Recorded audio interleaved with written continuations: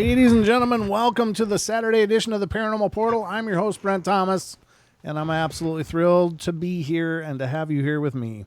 It's just the kind of love you can't make up. It's just real. And thank you so much for being here, guys. Hope you're having a great weekend, and whatever you're doing, hope you're making the best of it. It seems like fall is kind of knocking on the door, so I'm already mourning the change in seasons, but I don't have to mourn alone. I'm not here alone because I got my good friend and my co-host, Mr. Don Longbeard, right here with me. Basically, what he's saying is he's dragging me down with him. Well, you just seem to float better than I do. Oh yeah, whatever. They all float down here, Georgie. Yeah, that's right. All right. So, how you doing, brother? Doing good. So, yeah, it's been a day. I don't like those kind of days either, though. Yeah. So, but here we are, and it'll all be better in just a minute. That's right. It's already better. It's like a shot of adrenaline, you know? It's like... That's right, ladies and gentlemen. Just a shot of adrenaline. That's what the portal is.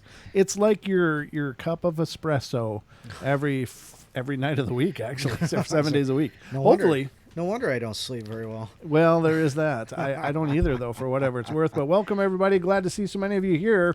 It's just a busy night. As always, Don and I have been busy all night for several hours, but we got done just in time to be here and bring you a show, which is what we love doing. I'm just looking in the TFR chat. Lucky's in there. Wookie is in there. Don Quixote's in there. Don, you're in there. Am I? Wow. You're just everywhere. Gosh. Bam's in there. Renee Cruz is in there. Divine Creation is in there. And Bill 13 is in there. Good to see you guys. Thank you so much. And Don, I know the numbers are still climbing, but who's over in YouTube? Oh, my goodness. Yeah, absolutely. Who is here? We've got Aussie Tiger. We got Barry. Barry called in last night. Thanks for your call, Barry. Beth is here. Mr. Carrie Arnold with Bigfoot Odyssey is here. Hey, Carrie. So we were doing that podcast, and I was actually talking with them while we were doing the podcast. I was like chatting, like blah blah. Oh, were you really? Oh yeah. Way to focus. I know. Huh? We're recording a podcast, and Don is like Don's watching a different Don's show. multitasking. So nice to have him here. Brown Dwarf is here. Cameron's here. How you doing, Cameron? Carol's here. Cha Cha. Chris Calabrese is here. Ms. Deborah Varner's here. Donna Duck Sauce. Isaac. Josh. MCAT. MCAT's driving, so just a shout out to MCAT. He won't be in the chat much tonight. Mickey Free. We got... How do you pronounce this name? Mongolon? Is that right? Mogollon is what he said. Okay. Like the two L's is a Y sound. Mogollon. Well, I'll just call him Moggs. Moggs. Mogg is in here. Nellie Moen, Noli420. Hey, there's Paranormal Portal. Renee Harvey and Renee Cruz, two separate people. The Real Dill, Treva, or and is it? Me. Or is it? Or are they? Or are they? It's hard to know sometimes. But we are thrilled all of you guys are here, and thank you so much for coming in and being a part of our everyday, like literally. Every day, yeah. There's 7 shows a week on YouTube, and then there's 3 podcasts, and so many of you have been so supportive. But if you haven't heard of the podcast, please check it out. Go to anywhere that you download podcasts, whether it's iHeart, iTunes, Pandora, Spotify, and the list goes on and on and on. But we are out there. What'd you say about Stitcher last night? Are they having problems with the upload? Or no, we're not there. I thought we were too, but apparently we're not on Stitcher. When I looked through the list, I did not see Stitcher. But we're slipping. I don't know. Well, I don't. We're not in charge of that. It's all up to Revolver, the company that handles our distribution. So whoever they're have agreements with is how that works. Enough, yeah, we don't have a lot to do with that, ladies and gentlemen, but we are everywhere that we're able to be. So if you haven't checked it out, please do subscribe. And if you like the show, go on to iTunes and write a review. Yes. And, good, bad, or otherwise. It's, not everybody's going to love the show. Not everybody loves everything that everyone else loves. For us, it's just analytics. Yeah. But we do like hearing all the Feedback, yes. Feedback. Let's go with that. Yes, feedback. So tonight we're going to just do a lot of paranormal fun like we always do here on the Friday, Saturday shows. Friday I did this last night. Mm-hmm. And now I have you with me, Don. Sweet. So with that, take it away, Don. Portal madness is going to ensue. I have no idea what I'm saying tonight. Why am I... Okay, here we go. Actually, I've found a couple things that were interesting. This one about what is this? It's some kind of tunnel, the Woolwich Tunnel. Woolwich Tunnel. That Yeah. sounds familiar to me. This is over in London. That much I've been able to glean out of this. This comes from Mysterious Universe, and it's from a writer that we've talked about before, Brent Swanser. Right. Yeah. So, concept of time and how we perceive it has long been the subject of science fiction stories, though experiments in deep philosophical reflection, producing a mind-boggling array of ideas, theories, and opinions.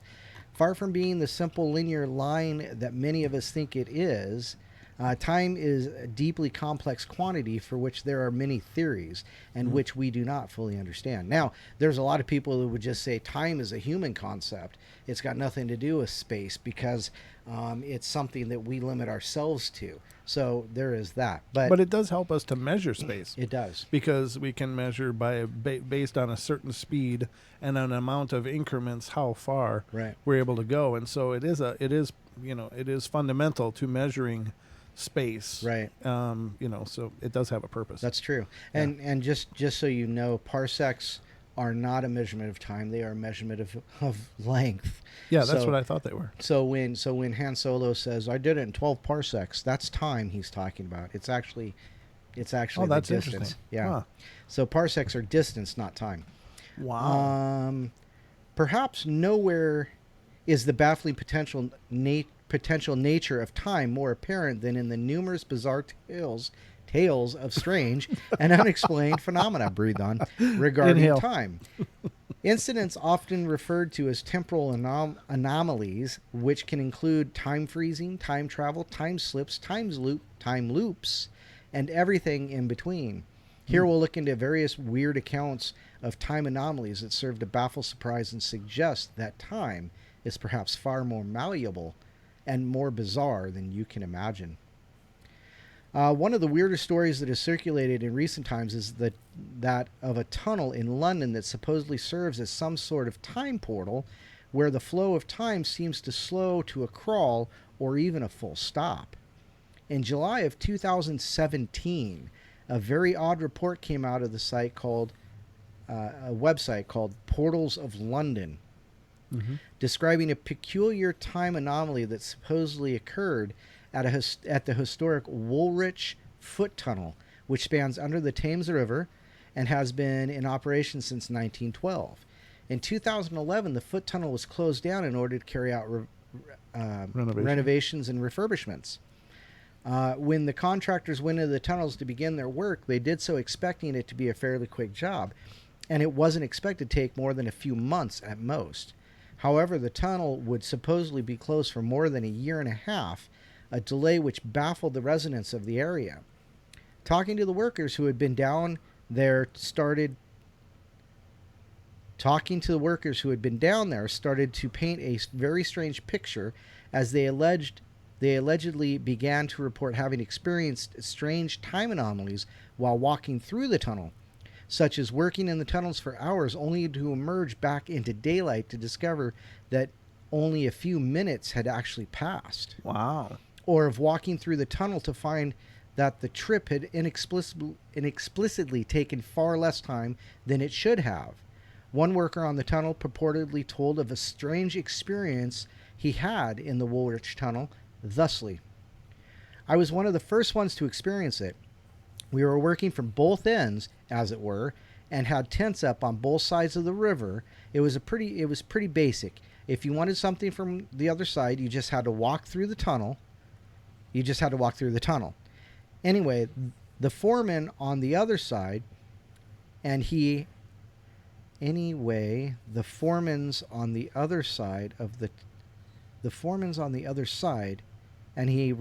okay, I don't understand this. Anyway, the foreman's on the other side, and he radios to ask me across." Okay, so the foreman's on the other side. He radios to get permission to cross. Yeah, okay, I get Gotcha. That might be it. So I walked through the tunnel, the long walk, we called it, funnily enough. And it's slightly spooky because no one else is down there, and we're working on the lift shafts. I get to the other side, find the foreman, and his eyes nearly pop out of his head. Says he only radioed like a minute ago, and how did I get here so quickly? Ooh. He wouldn't take my word that I'd walked. He reckoned I had a buggy. Oh, this is British, so I have to keep remembering they have different word structure. Reckoned I had a buggy down there or something, that it was some kind of prank. Huh. But I stand my ground, and he starts seeing that I'm not lying. Anyway, he forgets what he called me there for. He gives me a big red plastic box, tells me to walk back over and hold it up for him when I get to the other side. So I head back down the lonely walk back, thinking, shouldn't we be getting on with some kind of work? When I get to the top, I wave the red box in the air and radio the foreman. He said, "You just left me," he said, "no more than a minute ago." Ooh. That's when I started to feel a bit weird. Really. Just then, apparently strange time slips and other temporal anomalies became rather commonplace down there in the murky gloom as they worked, and no one had any rational explanation for it all.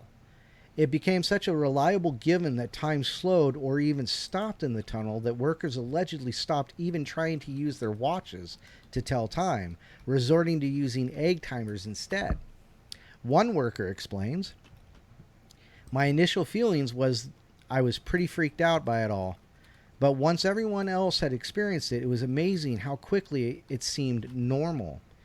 It became like a joke. It was a laugh, a source of giggles. Someone said we'd invented the teleporter and we're all going to be rich. The foreman stopped trusting watches and phones when we were down there and took to using egg timers. A few of the young agency lads tried to claim extra on their timesheets. That was the thing, though. Time froze when you were down there. If you were down there for a full working day fixing the tiling, you'd basically finish work, come back up, and it would still be morning. One thing we couldn't get our heads around was how the two sorts of time places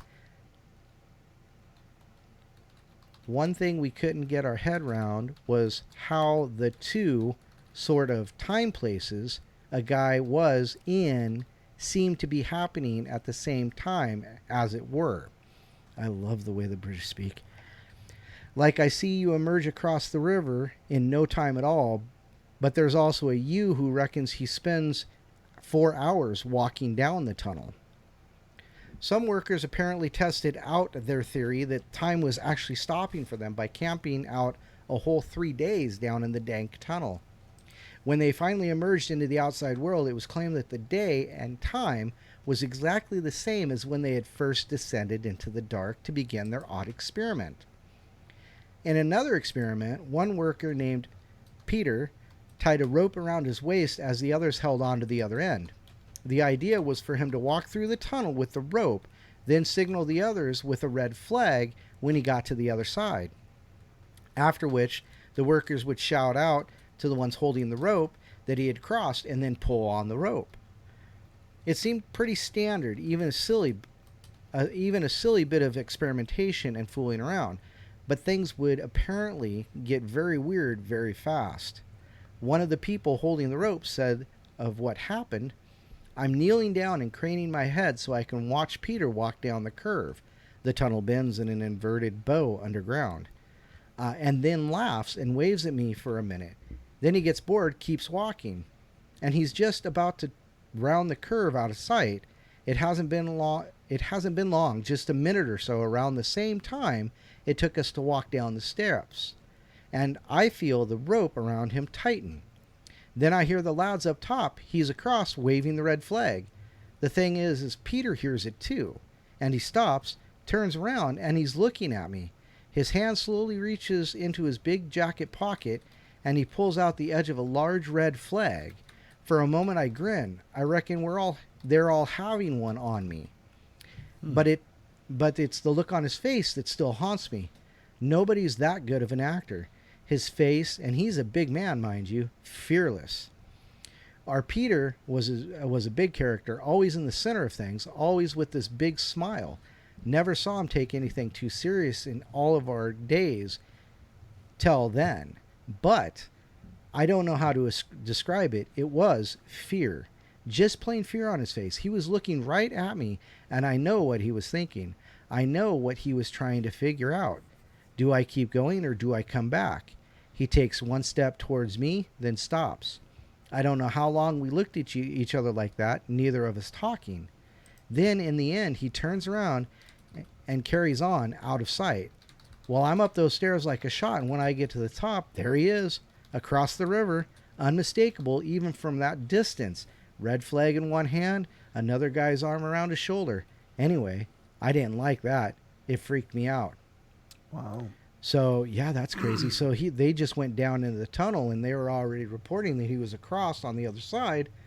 But these two guys are standing there looking at each other.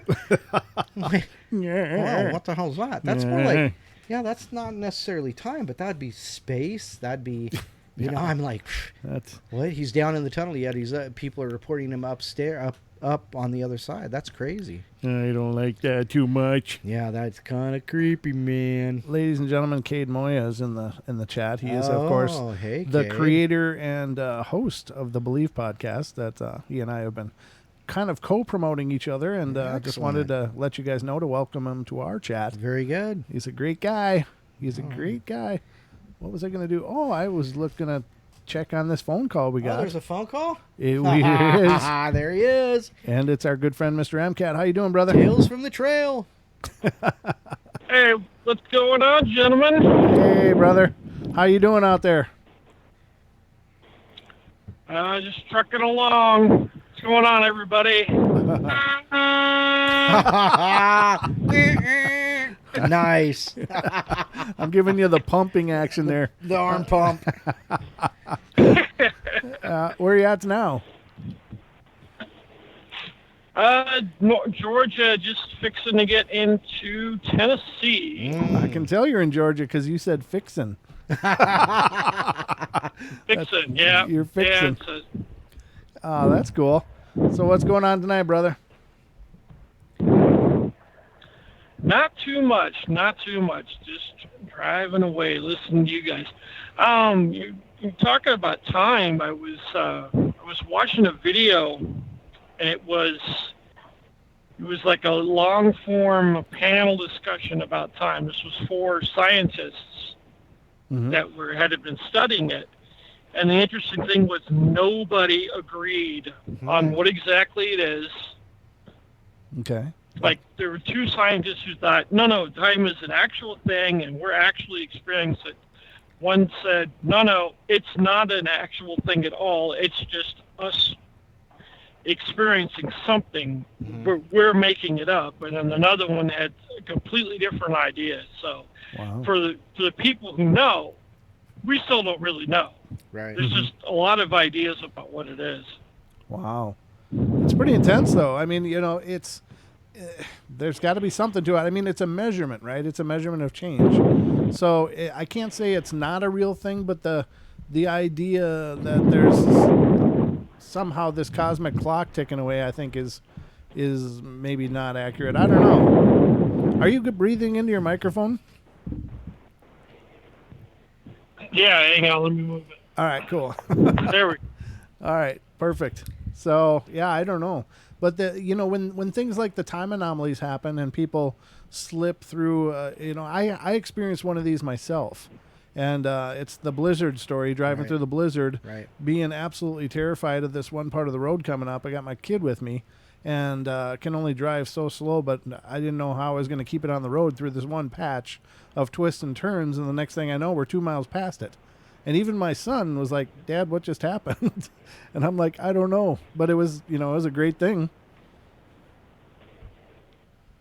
I've heard of stories like that from other drivers where it's usually involves some kind of heavy fog or mist, and they're driving in a particular area. They, drivers know usually, well, we know where we're at and how long it's going to take us to get somewhere. And the story usually goes, they take off driving, they encounter this patch of heavy fog or mist, and then the next thing you know, they just traveled 400 miles. And, not so much time has passed. They have no idea how they got there or what just happened. Yeah. Yeah. I have kind of a similar one where I was dealing with whiteout conditions, and I was driving home here in Idaho. I was driving back from Coeur d'Alene north into Sandpoint, and it was whiteout conditions. I'm doing like 40 miles an hour, and I got home. I got 45 miles. It seemed like in just no time. It didn't.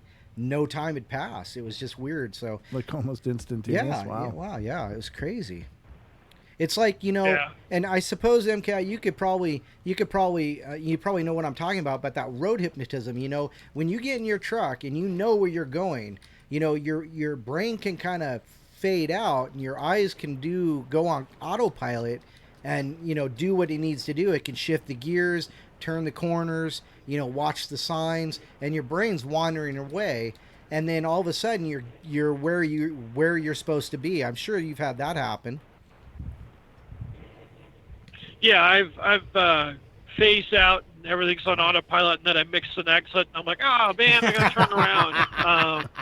Yeah. The weird ones are road illusions, Yeah. where you're having these illusions on the road because you're driving, and it happens when you're really tired and you're driving. Oh God, yeah. And I think I've talked about these before, but I was on 75 South, and south of Atlanta, 75 is flanked with trees, and the trees were leapfrogging over each other, following me down the road. Wow. Oh no. Which was okay. Time for a Time nap. to pull over. I'm pretty tired. Yeah. Yeah, because they don't normally do that. So that's a pretty good indication it's time for a Yeah, nap. it doesn't normally happen. Oh, good for you. Glad you stopped and took care of business there. But, I suppose you probably got to pull some long road hours and stuff. How many do you pull a day usually? Legally, I can pull 11-hour shift in 14 hours of span, but I like to keep it down to about 9.5. Oh, okay. Right. Yeah. Otherwise, they start seeing leapfrogging trees. Well, yeah, that, and we've got an 8-day week clock of 70 hours, and so if you do 9.5, that keeps that week clock rolling, so you don't have to stop and take a 34. Oh, okay. Okay. I gotcha. So a 3-hour nap is good enough, and then you can continue another 9 hours?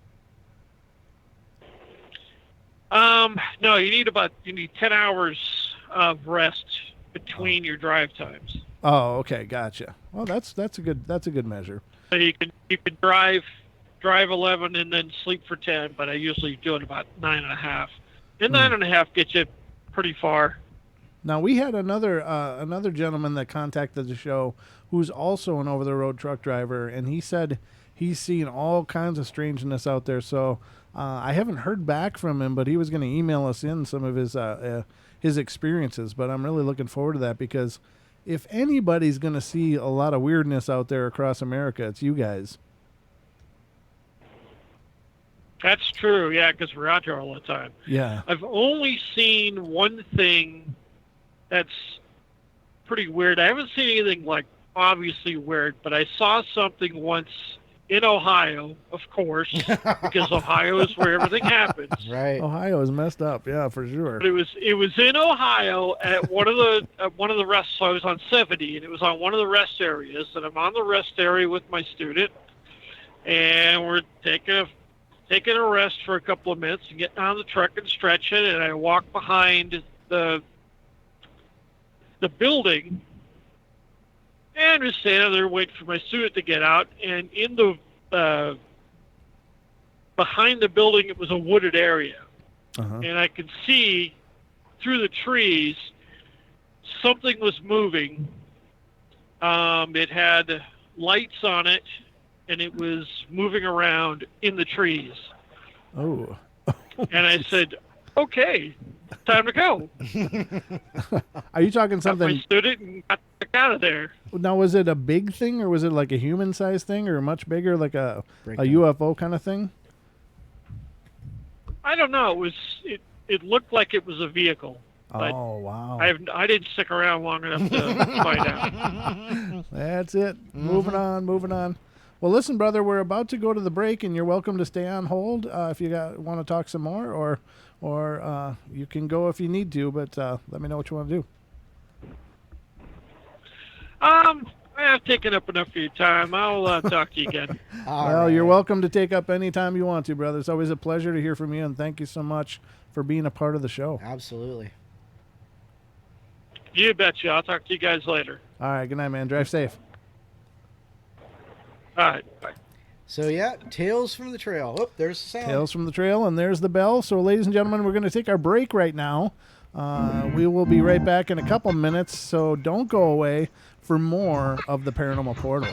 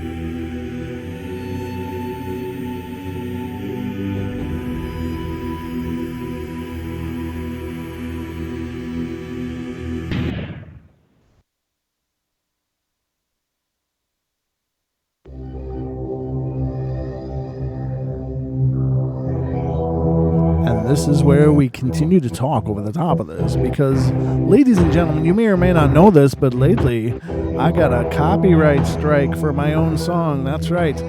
I was copywritten struck. You got a copyright strike on my own song that's apparently owned by ASCAP. And so needless to say, I'm actually fighting it. But I wrote this, I don't know, about a year and a half ago. Yeah. And we've used it on every show ever since. But apparently somebody else has owns taken liberties with my song, or or there's another song exists that's similar. But either way, Somebody's taking liberties on your song. that's right. So Ah. it's been known to happen, ladies and gentlemen. But anyway, Brown cow. brown chicken, brown cow. All right. So we are back, ladies and gentlemen, and I'm done talking over my own intro from break because I apparently, as I was saying, I got a copyright strike on my own song that I wrote. He ripped himself off and got caught. I hate it when I do that. Yeah, but yeah, it's the strangest thing, but it is the YouTube of today, ladies and gentlemen. But what do you do? Welcome to the portal where you can write your own stuff and it's still not yours. I know. Yeah, you can write your own stuff and it still belongs to somebody else. Yep. That's kind of an anomaly all by itself. But ladies and gentlemen, if you're new to the show, new to our YouTube shows, on Friday, Saturday, we are connected to our mother network, which is Truth Frequency Radio, or TFRlive.com. And they also have a channel on iHeart, TuneIn, and TalkStream Live. And the way it works is they have to take breaks. And so during that time, if you're watching on YouTube, I put together those video segments just to fill that time slot so you guys wouldn't have to listen to commercials that Right. have nothing to do with you. So not that it... Plus, we would get copyright strikes on that, too. yeah, probably. You don't have permission to play that commercial. You can't do that. Hey, guys.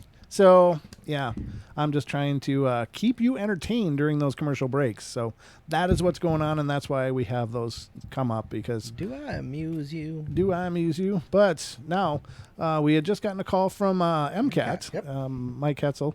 But you were still in the middle of your article, Don. I was, but don't let that stop you from calling in, MCAT. No. Yeah, anybody call in anytime. We love talking to you guys.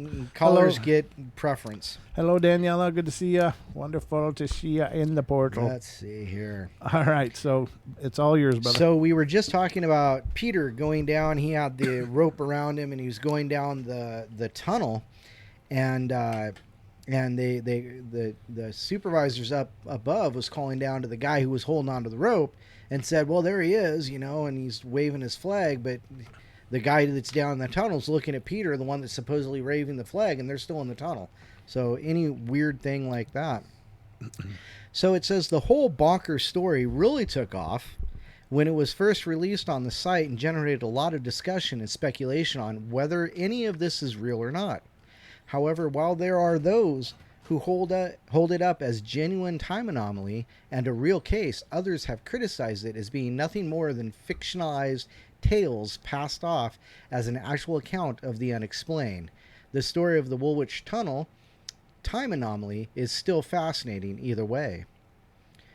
Another spooky case in which time seems to have slowed down considerably concerns a witness only identified as Douglas, who claims that in 1981 he and his father had a rather frightening time anomaly experience when they went to look at a house for rent in Austintown, Ohio. Oh, so that must have been the end of the story of the Woolwich Tunnel.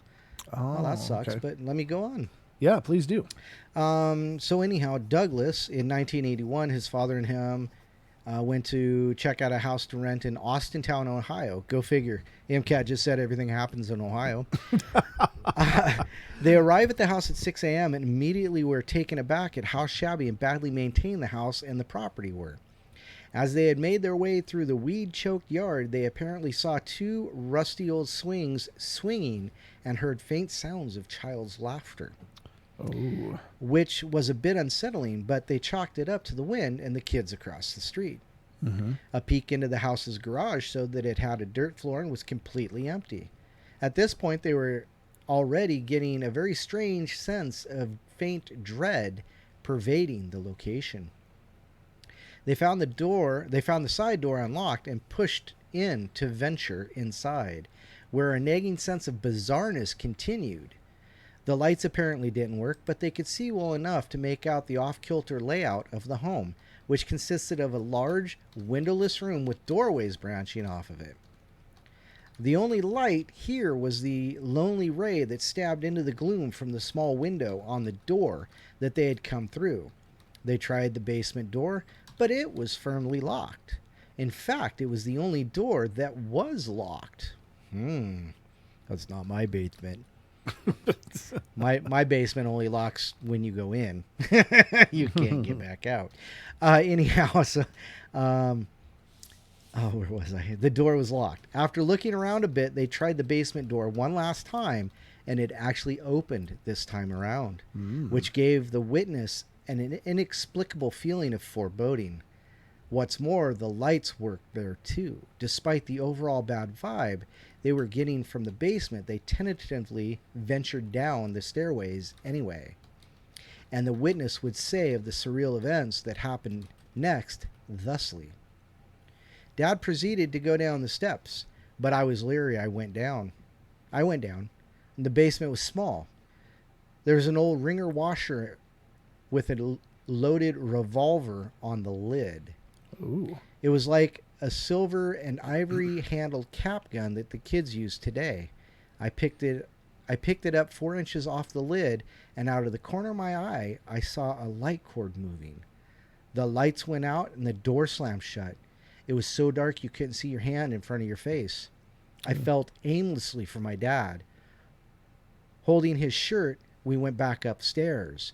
At the top, he stopped and let out a blood-curdling scream. It made my blood run cold. I pushed him, and he pushed the door open. All the lights were on, and it was dark outside. After jumping in the van, Dad turned on the headlights, and the garage doors were open. There was a lamb lying in the dirt floor with its throat slashed, jerking violently. Oh, geez. Blood was running into the dirt.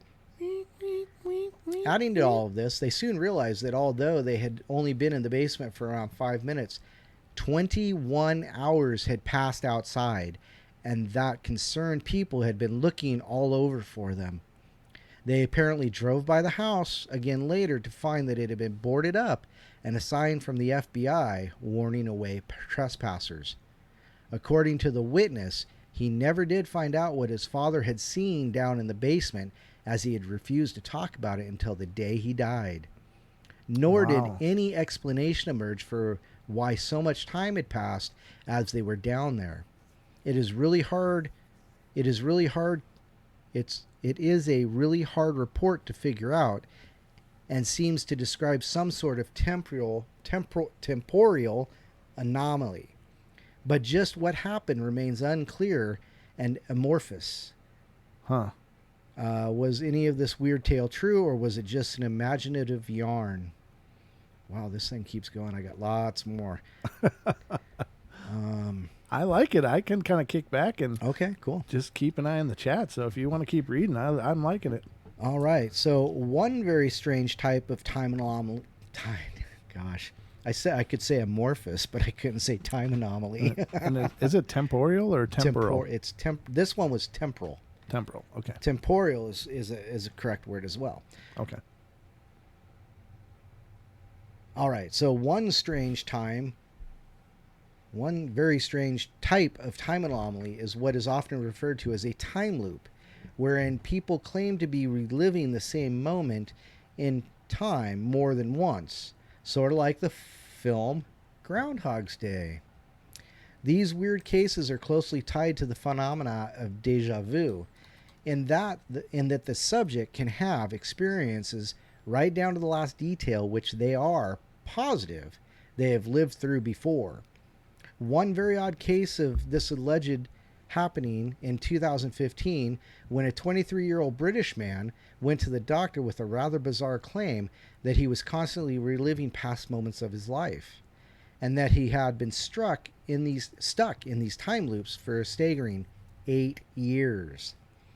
The man claimed that he had regularly been haunted by repeated phantom memories of having done or seen or heard everything he had done since 2007, to the point where he was afraid to even watch TV, listen to the radio, or read the news, because it was always all something he had seen or heard before. Wow. By his own admission, this was more than just deja vu, and he described it as being trapped in a time loop wherein he wasn't just having a familiarity with something, but was rather vividly reliving the exact same past experiences moment by moment. Dr. Chris Mullen, a cognitive neuropsychologist at the University of Boulogne, said of the strange condition, This man was striking because he was young, otherwise aware, but completely traumatized by the constant sensation that his mind was playing tricks. There was one instance where he said he went to get a haircut. As he walked in, he got a feeling of deja vu. Then he had deja vu of the deja vu, and he couldn't think of anything else. Doctors who examined him could find no apparent health problems or neurological issues, and brain scans showed that everything was completely normal. Psychological evaluations also showed that he had no problems or issues that could be ascertained, which only deepened the mystery because such markedly intense and chronic bouts of deja vu are usually associated with conditions of the temporal lobe or neurological damage. Although the mystery remains unexplained, and indeed the phenomena of deja vu is in general is poorly understood and still largely a mystery, doctors theorize that in this case it could all be simply the result of anxiety. Real quick, yeah. I just recently posted some videos, YouTube videos of a Dr. Anne Cleary, and Okay. she is actually studying the effects or deja vu and comparing them to the idea of cognitive thinking or what am I saying? Precognitive? Precognition. Yeah. She's comparing the two and wondering if they're connected. I'll try to pull those up, and I'll pin them to the top. I'll see if I can pin them to the top of my page. But they were really, there was two of them at two separate times. They were TED Talks. They were TEDx Talks. Great. So they were excellent. And it was really interesting. Deb Varner, I believe, watched one or two of them. So really interesting stuff, the correlation between deja vu and precognition. Mm-hmm. That's the word I was trying to say. So this goes on to say, Dr. Christine Wells of Sheffield Hallam University wrote a report on the case published in the Journal of Medical Case Reports and says this of the idea. Rather than simply the unsettling feeling of familiarity which are normally associated with deja vu, our subject complained that it felt like he was actually retrieving previous experiences from memory, not just finding them familiar. Wow. Most cases like this occur as a side effect associated with epileptic seizures or dementia. However, in this instant, it appears as though the episodes of deja vu could be linked to anxiety causing mistimed neurological firing in the brain, which causes more deja vu and in turn brings about more anxiety. Huh. If proved, this could be the first ever recorded instance of psychogenic deja vu, which is deja vu triggered by anxiety rather than a neurological condition such as dementia or epilepsy. Wow, that's crazy. Okay. Now, if you don't mind if I interject something. Go ahead. Quick. Yeah. Now, there was a doctor, and I can't recall his name, but he actually did a lot of studies in this, and I was directed to this video by a friend, Elizabeth, and she sent me this, and I was watching, and I was absolutely fascinated. Apparently, the doctor said that he can prove that we have precognition. Mm-hmm. That precognition is really a real thing, and he cited a study that was done, and apparently the details of this study were that they would have people in a lab all wired up, Mm-hmm. and they would show them a series of pictures, everything from happy to sad to terrifying to disgusting to whatever, and then they would measure those things, and then they would go back through, mix up the. I'm paraphrasing this, but basically what they were able to determine was that by measuring people's reactions and stuff, they were able to determine that people were actually showing reactions for the picture as it was coming up, but before it was actually revealed to them. So they were actually getting a fear response before the fearful picture was even showed to them. They would actually get a humorous response before the picture was shown to them by a matter of a fraction of a second. But it was measurable, and it definitely illustrated that people were able to have advanced knowledge of what they were going to experience before they actually experienced it. And I thought that was absolutely fascinating. Mm-hmm. Yeah, that's interesting. Yeah, Mm-hmm. if you could know, have that idea of what's coming up. And every time we talk about precognition and things like that, I always reference, the movie. Minority Report. No. Oh, good.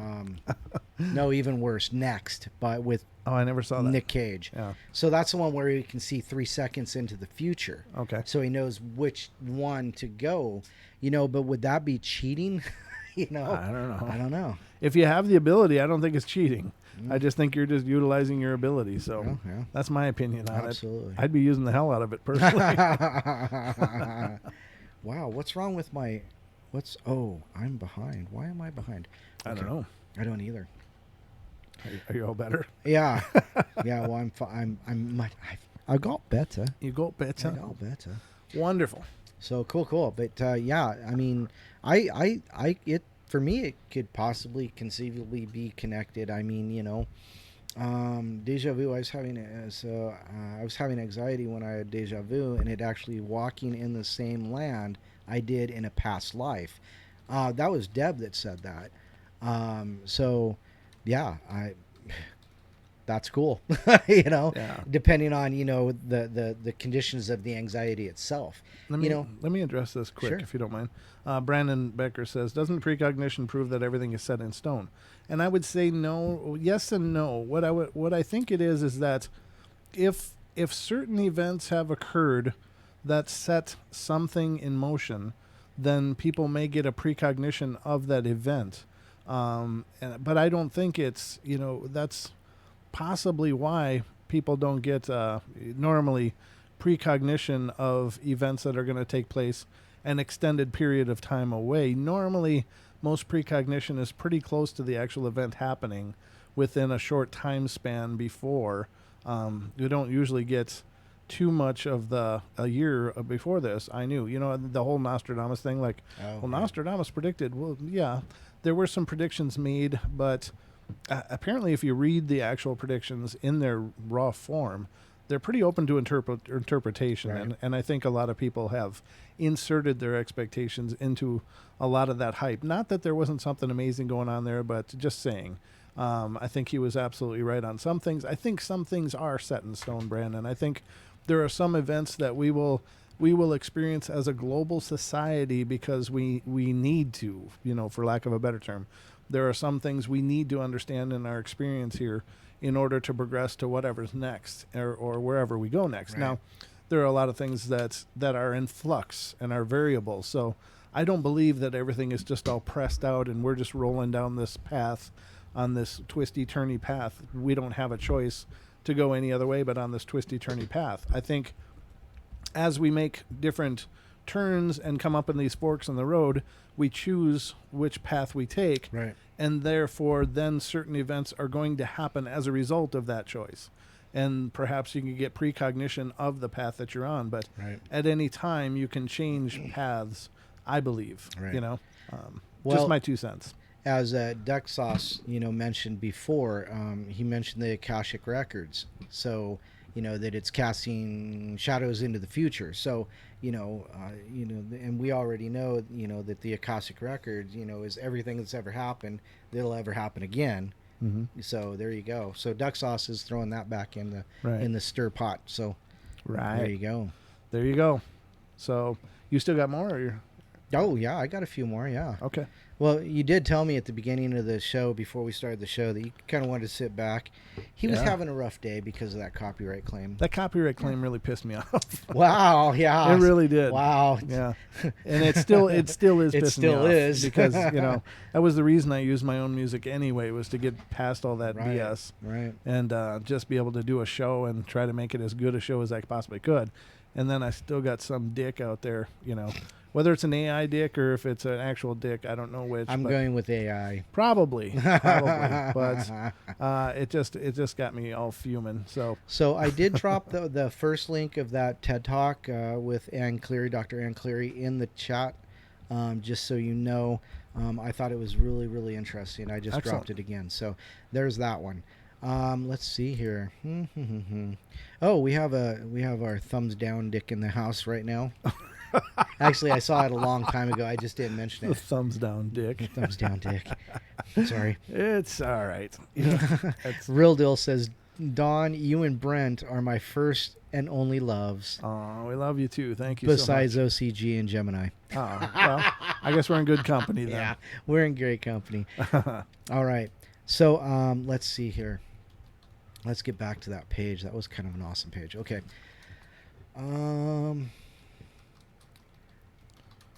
Okay, so although this case is an extreme example, this type of reliving of past moments or experiencing replays of a past event is actually reported fairly often and can even be experienced by multiple people at the same time.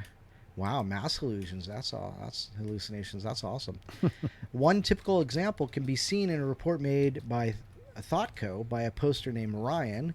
He claims that one day he was sitting in his yard with a friend when something very strange happened indeed, which he describes thusly. A car came down the road, stopped at a house. A kid got out, ran inside making noises that the kids around his age make. Then a girl rode her bike down the driveway. A couple minutes after this, the same car went down the road, stopped at the house. The same kid got out of the car, ran inside screaming the exact same things he had been saying. Then the girl went down the hill on her bike again. I looked over at my friend, and he said he had no idea what just happened. So, yeah, that's classic time loop. Matrix glitchy kind of stuff, you know, the whole black cat idea. Right. You know, have I seen that cat before? Yeah, well, it just walked by 10 seconds ago. Yep. And is that the exact moment that somebody shifted to a different alternate reality? Well, you know, they say in the movies, you know, in the Matrix movies, if you see the same thing twice, they've changed something. Right. So maybe by viewing that, you changed something, and it had to be reviewed. So it could, like, rebooted. It's like rebooting. In other cases, rather than reliving... what? Deb says, Brent, maybe you and Don should use the Ouija board to ask who disliked the No, I don't who care. the troll dislike. I don't care. No, Don, let's try it. Come on. No, it's a thumbs down, Dick. That's all that matters. I'm just going to sit here and drink my jug. Don is proclaimed a no Ouija zone around him. Yes. About 5 feet around him. There's Unfortunately, no Ouija. that board is 5 feet.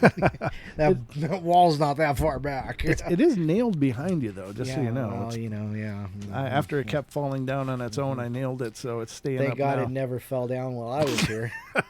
I'd have knocked some stuff over. There would have been an empty chair with like It's a like, brown streak on See it. ya! Oh, Yeah, funny. that's the truth. Don would have Scoobied right out of here. Yoinks! Zoinks! Yeah, exactly. Oh, my God. Get out. Yeah, okay. You don't have to say that twice. There you go. Thank you. Why do you got to one-up me on that one? Because, it's just, I have the buttons. and Master stuff. of the board. I have the board. I'm not afraid to use it. I'm not afraid to use it. I'm not afraid at all. Danielle is going, oh my God, those are horrible British accents. Well, it's the best I can do. I'm It's the best I sorry. can do. It's just... It's a terrible bastardization of your tongue, Daniela, but I love your accent. Actually, I could listen to Daniela talk all day. Oh, boy. Yeah. Seriously, I love that accent. So anyway, continue on, sir. Sorry. I'm just saying I do. Ding dong, the troll is dead. Thanks, Beth.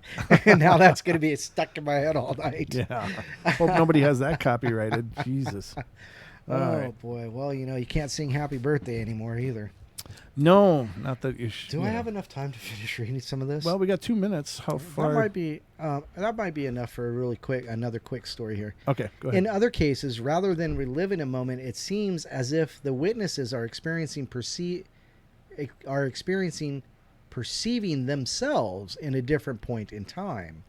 One lady known only as Sherry N. and her husband seemed to have just had such a strange incident. One day, Sherry was doing chores as her husband and her 2-year-old sat in the living room watching TV. And as she did, the baby monitor suddenly sprang to life with a noise. But it was very odd, as there was no one in the toddler's bedroom. But she leaned closer to the monitor to see what the commotion was. It quickly turned out to be her own voice telling the story of Jack and the Beanstalk as her toddler recited and spoke as well, which was quite the shock.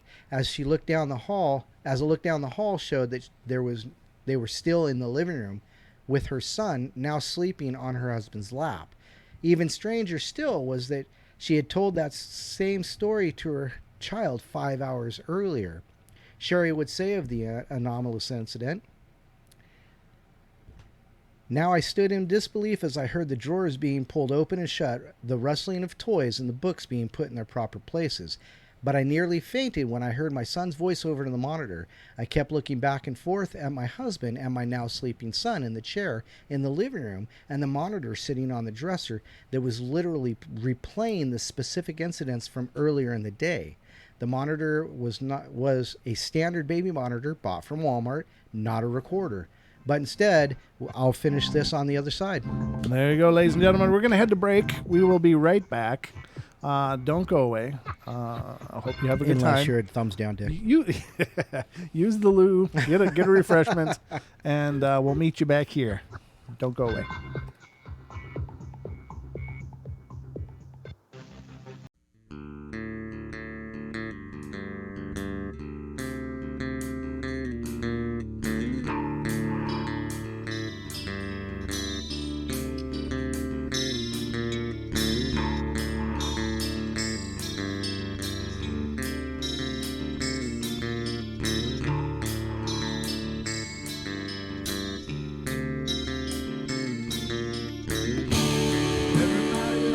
Play their games.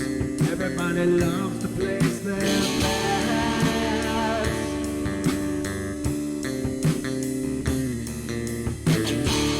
They don't understand the price I paid. They don't care to comprehend.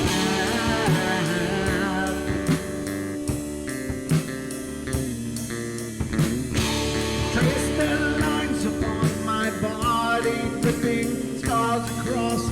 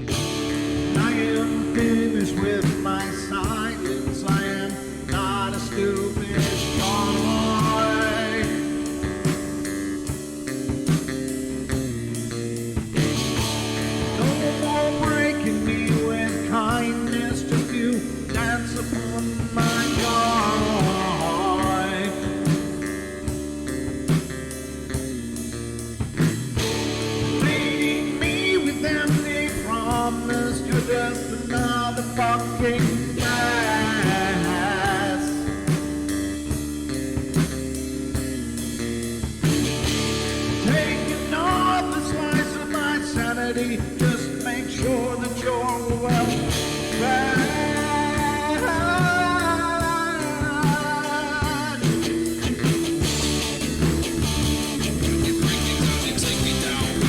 I'm not wrong yet.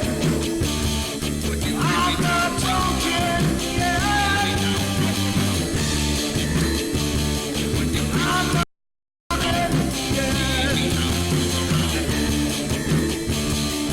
I'm not broken yet.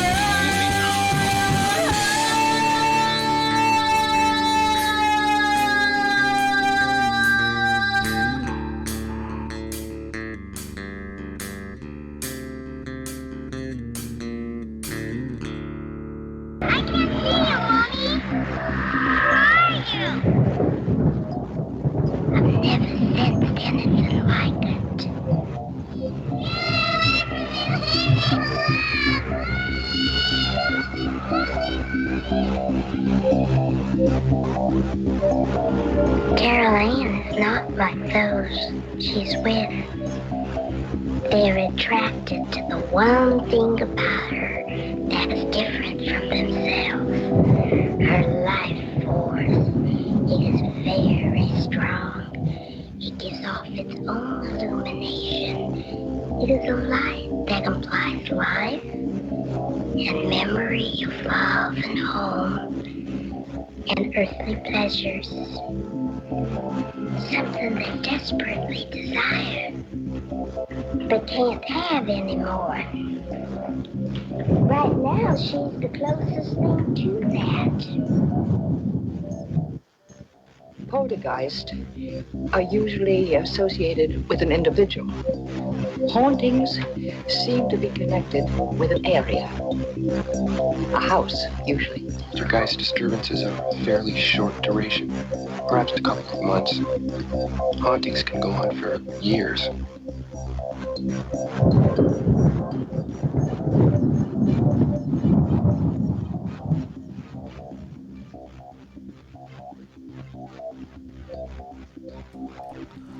And so can that intro. But hey, we got years to spend as long as we're in the portal together. And Cade is in the chat now, but he's under his channel's chat, which is, I'm looking for the name so I can tell people. I just posted his channel. Oh, you did? Okay. Yeah, I just posted his link to his YouTube channel. There you go. In the chat. So there you go. Yep. So go visit him. Aussie, that's what you're asking for. Go check him out. He's also got his own podcast too. It's Believe. I that's all I remember is Believe. Yeah, Believe it'll get you there. If you look for it, it'll get you there. Believe Australian Paranormal and UFO Radio. Yeah. There you go. Right here. So just to let you know, Nelly was number 101, Cade. So there you go. You got three subs. We expect T-shirts now. So we accept payment and merch. Email me for my size. Just saying, you're just throwing it out there. Didn't we use that joke already tonight? I don't. Not tonight. I don't think. Not on the live stream. No, I don't remember using it at all. On the podcast we just cut. We did? Yeah. About T-shirts and my size?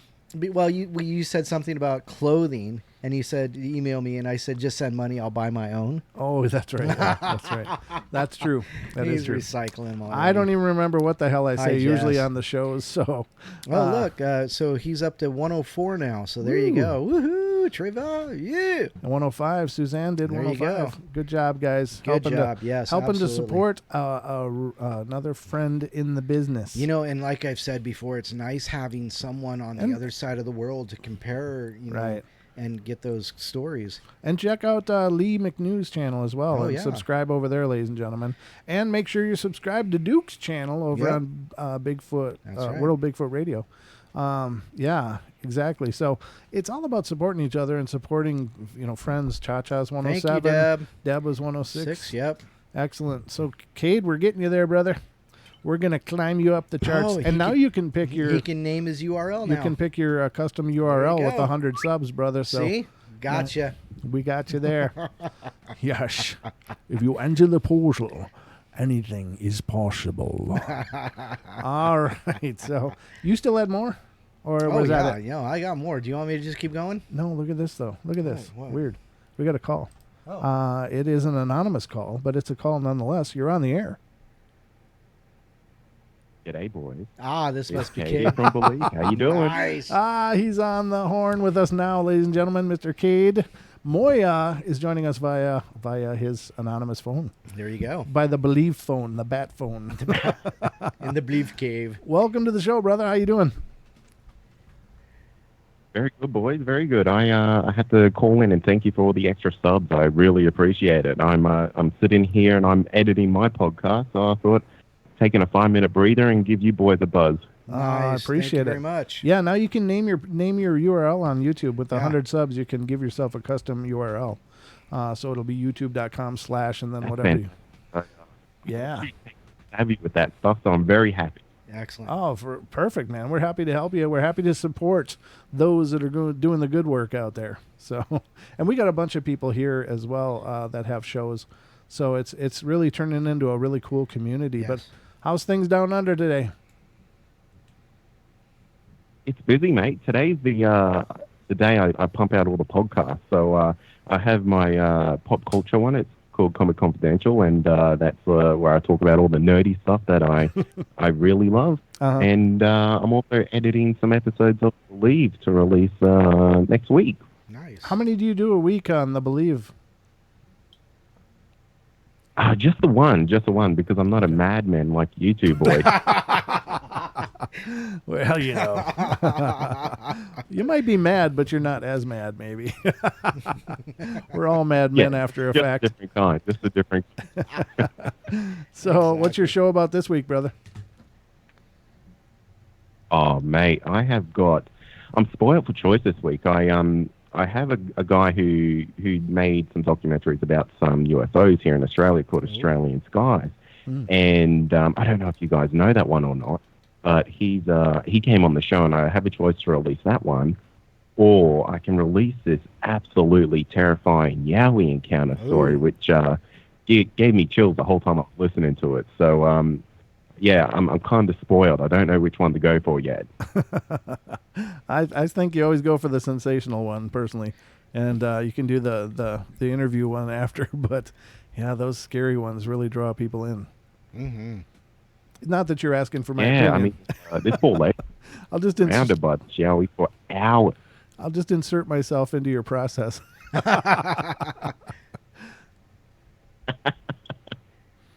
So when we gonna get together and corroborate again, buddy? Oh, look, mate, I reckon we maybe catch up. Not next week. I'm pretty busy next week. I'm fully booked out for calls, actually. But how about the week after? I'd love to get you on. Perfect. We can roll it out. Yeah, that'd be a lot of fun. And we'll do it. We'll do it the same way. Yeah, that was a great conversation. I think I kind of hogged the mic when you were on my show, so maybe you'll get more of a chance to talk on your own show. Oh, I hope not. Have you heard my podcast, mate? I barely talk at all. It's all about the interviewees. They're the interesting ones. I'm just a normal guy behind the microphone with not much to say. No, you had some great experiences. Some of that UFO experience that you mentioned, and you're encountering a Yowie was really cool. So, I mean, it starts the fever in us all, I guess. Yeah, indeed. So I'm pretty keen to hear some of the stories that you haven't shared on your show yet. So hopefully your listeners jump over and have a bit of a listen to that. There you go. Amen, brother.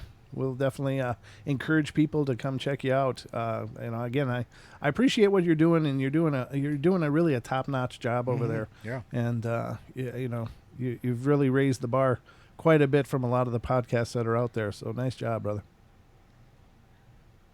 I appreciate it, mate. Yeah, we all put a lot of hard work into it, so it's good to reap the rewards. So that's very much appreciated, and you guys do an absolutely cracking job too. Oh, thank you. Thank you. Thank you. I appreciate it.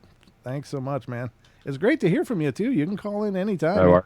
Anytime you want something you want to share something, we'll love to hear from you. Oh, mate, I just bought myself a little Skype subscription so I can call the US anytime I want now. So I think you're going to be hearing from me a fair bit. Yeah, all right. We'll be waiting for you, brother. Well, hey, Cade, real quick. I got somebody asking in the chat room about have you heard of any brown jackets over in Aussie? I don't know what a brown jacket is. No, I haven't. Let me on that brown jacket. It says brown jacks or brown jacket? Brown jacks. Maybe it's brown jacks. Yeah. As a matter of fact, the first person who asked me was Aussie Fam. He's one of our chatters from your area down there. So, yeah, I don't know. Oh, you know what? I call them Junjadis. That's the other name. That's the little yowies that I spoke to Brent about the other day. Oh, okay. Okay. Same thing, huh? Yeah, but they have a couple of different names. Junjadi is the Aboriginal name for them. So that's how I pretty much know them as. Yeah, that's what Sherry says. Yeah, brown jacks or Junjiris. Yes, that's right. Junjadi. Yep. There you go. So that's them. Oh, cool. Thanks, bud. That's it. No worries, guys. I'll let you get back to it. I've got to get back to editing some episodes myself. So keep up the good work. Absolutely. All right, man. Thanks for being a part of the show, man. It was great to hear from you. No worries. Get your boys later. All right, bye-bye. Well, Mr. Ken joined us finally. Yeah, it's about time, Mr. Ken. Now Ken's got to do dishes since he's in last. Whoever comes in last has to do the dishes. There you go. Yeah. Well, my basement might need to be scrubbed too. It might need to be scrubbed. It might need to be scrubbed. Yeah, but nothing leaves your basement, Don. Well, I'm just saying then it's a one-way trip, isn't it? Guess you should be on time. You diabolical bastard. All right, so you got more, or? Oh, yeah, sure. Well, yeah. So yeah. I mean, I can read some stuff too. So if you run out, I'm happy to read a few of these. Sure. No, let me keep going here. Oh, Let's okay. see here. So anyhow, we left Sherry N. looking down her hallway, looking at her son and her husband. And let's see here. So she said that it was not a recorder. Okay. The monitor is a standard baby monitor bought from Walmart and is not a recorder, but instead monitors the sound coming from the room as they are happening at the present time only. Mm-hmm. I listened as my voice retold the story of Jack and the Beanstalk and listened with familiarity as my son responded in baby talk to the tale he had never heard before. The incredible part was all of this happened 5 hours earlier on the same day. I quickly called my husband into the room as he listened to the last part of the story with my voice coming through the monitor and our son's coos and chuckles. He stood stunned and turned his head, looking at our sleeping son flop peacefully over on his shoulder. In disbelief, he asked, "How in the hell?" As his voice drifted off, trying not to miss a thing, I just stared at him in the same disbelief, and we both just shook our heads. Wow. Time anomaly. Yes. Time anomalies. You know, I wonder if that's more stone tape, if that was a recording that had just happened at that time and it decided to play it. I don't know. I guess it's not beyond the possibility. It's just, it would seem very sudden. That must be the fastest stone tape in the history of stone tape. Here, quick, play this back. Yeah. Make sure we got it right. Yeah.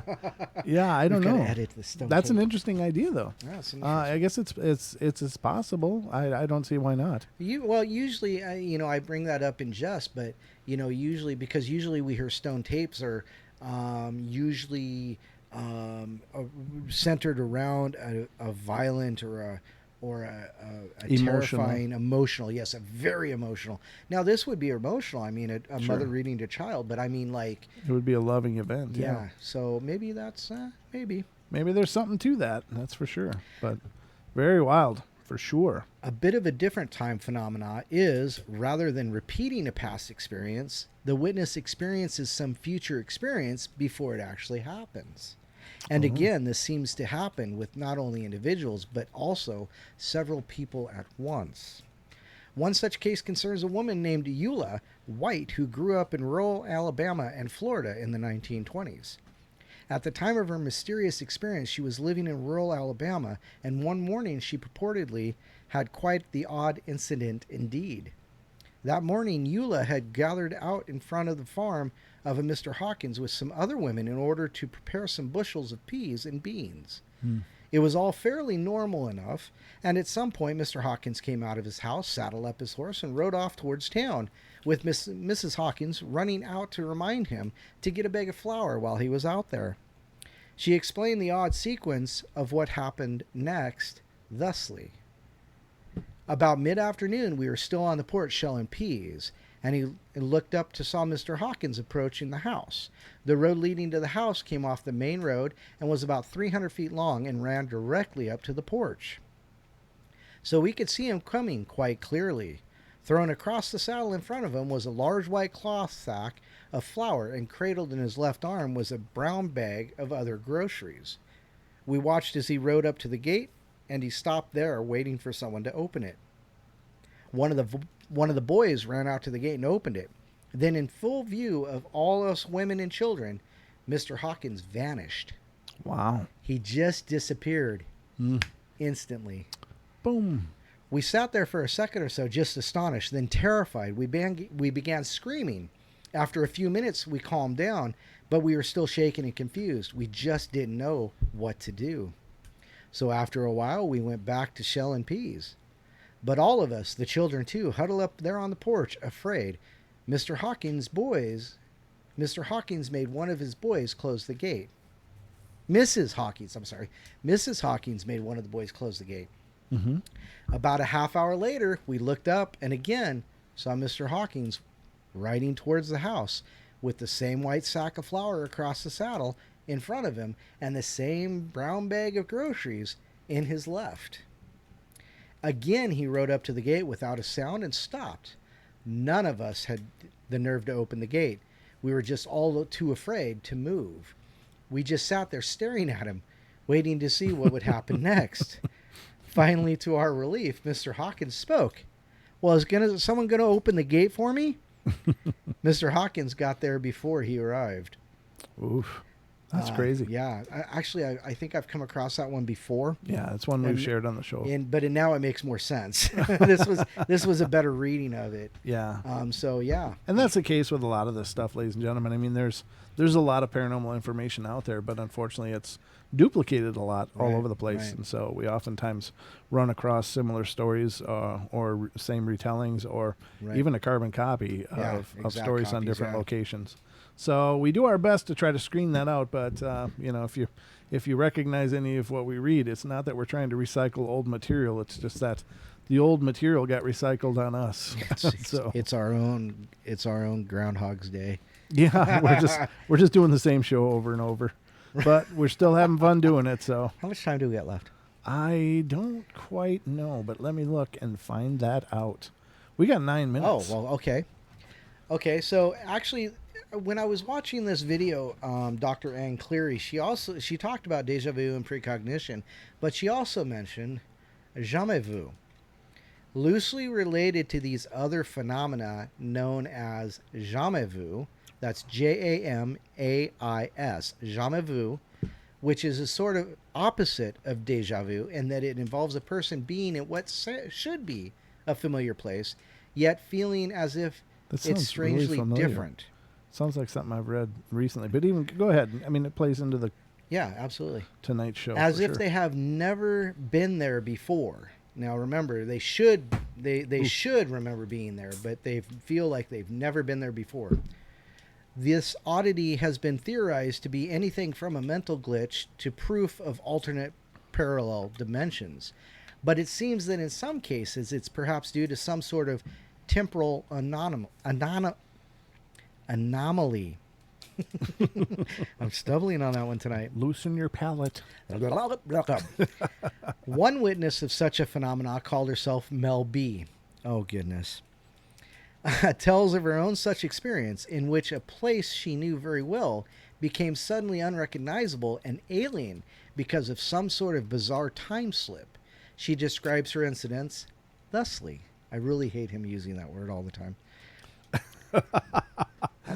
I hate him using it thusly. Thusly. Please don't use it thusly.